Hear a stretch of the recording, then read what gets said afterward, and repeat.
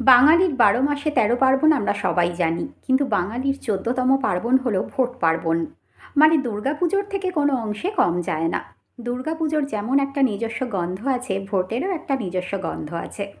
দুর্গাপুজোয় যেমন দেবী দুর্গার দর্শন হয়, ঠিক তেমনি ভোটের সময় নেতাদের দর্শন পাওয়া যায়। যে নেতাদের সারা বছর টিকিটিও দেখতে পাওয়া যায় না, কোনো এক অদ্ভুত কারণে ভোটের আগেই তারা ঘরের ছেলে হয়ে ওঠেন।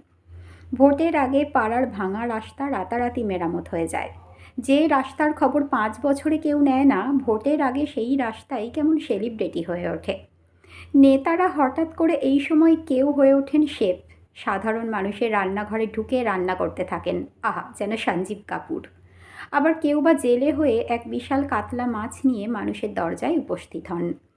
পাড়ার চায়ের দোকানের কাকু থেকে সারা বছর দেশের খবর না রাখা ফটিক চাঁদ পর্যন্ত রাজনীতি বিশেষজ্ঞ হয়ে ওঠেন এই সময়। নিজের বাড়িতে কি হচ্ছে কারোর খবর নেই, কিন্তু দেশকে ভালো চালাতে পারবে সেই বিষয়ে সবাই নিজের মতামত দিতে থাকেন। ভোটের দিন সকালে সে আবার আরেক যুদ্ধ। কে আগে ভোট দেবে সেই নিয়ে মারামারি। তার মধ্যে ভোটের বুথের সামনে দাঁড়িয়ে থাকেন দাদারা। ভোটটা আমাদের কি দেবেন বুঝলেন? এক্কেবারে বিনয়ের অবতার। সারা বছর এই বিনয় কোথায় থাকে সেটাই ভাবি। যাই হোক, দিন শেষে মেনে নিতে হবে আমরা যাকেই ভোট দিই নিজেদের ভালোটা নিজেদেরই বুঝে দিতে হবে।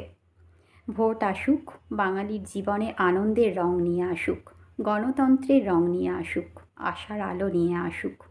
কিন্তু বাস্তবটা কী হয় আমরা সবাই জানি।